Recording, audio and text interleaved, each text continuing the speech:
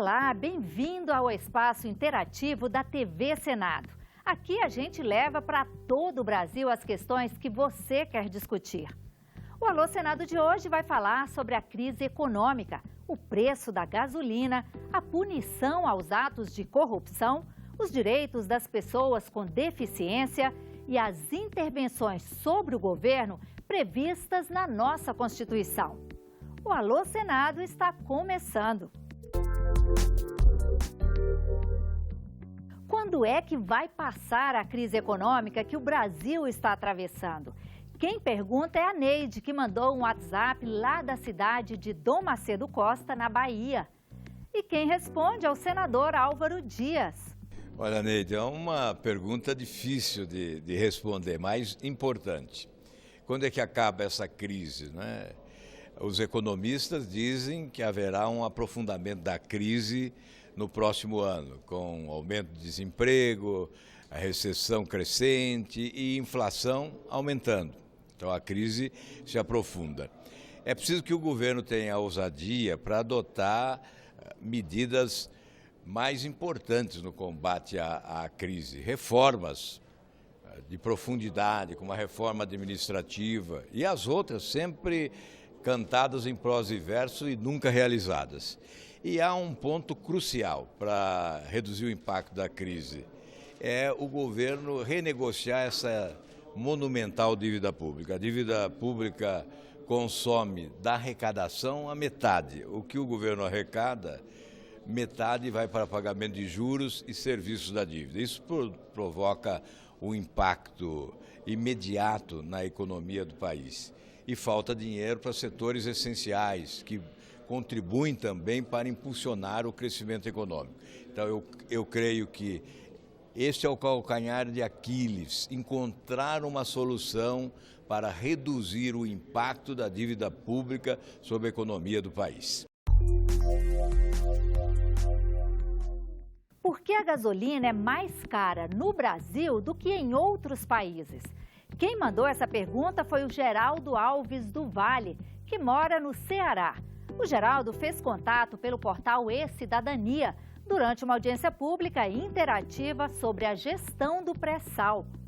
Para responder à pergunta do Geraldo, o Alô Senado convocou os senadores Jorge Viana e Flecha Ribeiro. Geraldo, primeiro eu quero agradecer a você por estar interagindo com o Congresso e, em especial, com o Senado Federal.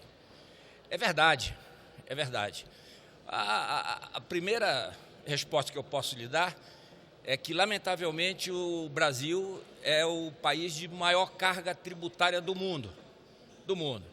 E na contramão do que se vê no resto do mundo, em que o barril do petróleo despencou de cento e tantos dólares para menos de 30 dólares, nos outros países o caminho natural é a redução do preço do combustível.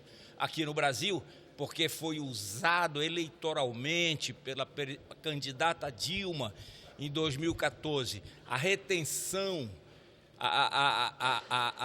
o aprisionamento do aumento do combustível àquela altura, para que ela pudesse passar aos brasileiros uma situação irreal do nosso país, que ela teve que aumentar tudo aquilo que não foi feito em 2015. Geraldo, os brasileiros trabalham 4 meses por ano o seu salário é devolvido em impostos.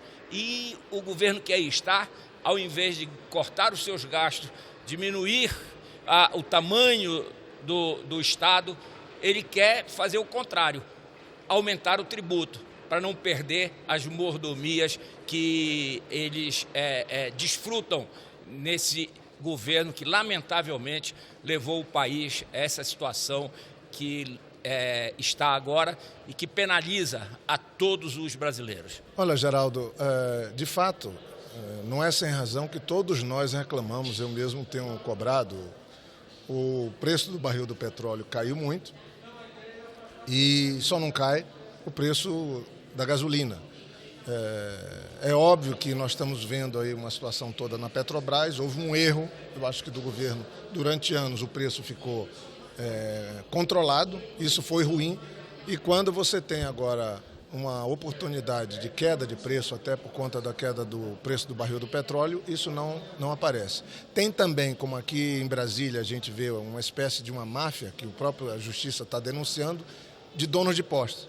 Quer dizer, ou seja, o atravessador ganha mais do que quem produz o combustível e quem consome, ou de quem põe no mercado.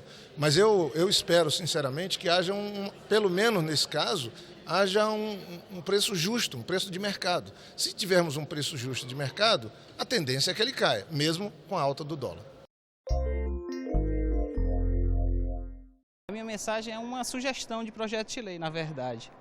É sugerir aos deputados, aos senadores, que, se possível, botasse como crimes hediondos a corrupção ativa e a corrupção passiva. Talvez fosse uma forma de combater esse mal que assola o Brasil. Muito bem, Francisco, a tua opinião e a sua colocação ela é perfeita e muito importante.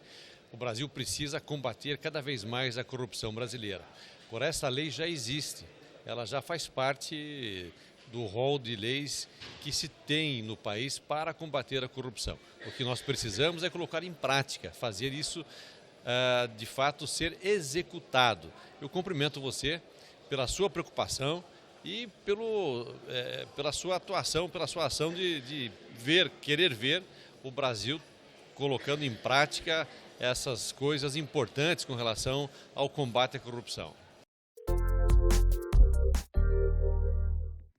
Seria possível criar um projeto de lei para que pessoas com deficiência tenham a sua limitação física informada na carteira de identidade? Quem mandou essa pergunta para a gente foi o José Neto, da cidade de Novo Gama, em Goiás. Na opinião do José, ter essa informação na carteira garantiria às pessoas com deficiência o acesso gratuito ao transporte coletivo terrestre, sem precisar ficar refazendo laudos médicos para comprovar a deficiência. O que os parlamentares acham dessa ideia? Com a palavra, o presidente da Comissão de Direitos Humanos, senador Paulo Paim. José, a tua ideia pode ser interessante, mas há um outro setor que entende que isso é discriminatório, que o deficiente não gostaria que digam ali no documento de identidade dele que ele tem esse específico problema de deficiência. Como há uma contradição muito grande, eu me proponho a recebê-lo aqui na Comissão de Direitos Humanos e te explicar aqueles que são contra, que não sou eu. São as próprias pessoas com deficiência que acham que você detalhar o problema que ela tem, o problema não, a deficiência que ela tem, pode ser uma forma de estar discriminando. Por isso que a tua ideia pode ser discutida, mas ela é contraditória. O que aconteceria com a política brasileira no caso de uma intervenção militar ou de uma intervenção federal? Essa é a pergunta do Ayrton Felipe, que mandou um WhatsApp para a gente lá da cidade de Ocara, no Ceará. E a resposta fica por conta do senador Donizete Nogueira. Ayrton Felipe, a intervenção militar é uma excrescência que nós não devemos admitir em nosso país. Todo o poder emana do povo, em seu nome tem que ser exercido, então cabe ao povo discutir sobre a questão dos seus dirigentes, sobre os seus governantes. Aí não cabe intervenção militar, do meu ponto de vista, acho que é uma medida que rechaçamos, temos que rechaçar com veemência. Sobre intervenção federal, que seria a intervenção do governo federal nos estados, eu também penso que isso tem que ser evitado ao extremo. Se chegar à necessidade de uma situação dessa, que seja muito bem avaliada, inclusive aprovada pelo Congresso Nacional, essa possibilidade. Caso contrário, eu acho que não deva haver e não creio haver necessidade nem de intervenção militar. Rechaço a questão da intervenção militar como uma coisa que usurpa o poder da população, e a intervenção do governo federal em algum ente federado é uma coisa que precisa ser muito bem avaliada, inclusive discutida aqui no Congresso Nacional, da necessidade. Eu não acredito que haverá necessidade, problema que não possa ser resolvido com diálogo, com entendimento e com debate. E por hoje é só. O Alô Senado chega ao fim, mas fica aguardando a sua contribuição nos próximos programas. Mande a sua mensagem para a gente e faça parte das discussões que estão acontecendo aqui no Congresso Nacional. Para escrever ou mandar a sua pergunta em vídeo para o nosso WhatsApp, o número é 6199661616. Se preferir as redes sociais, é só acessar twitter.com/alôsenado ou facebook.com/alôsenado federal.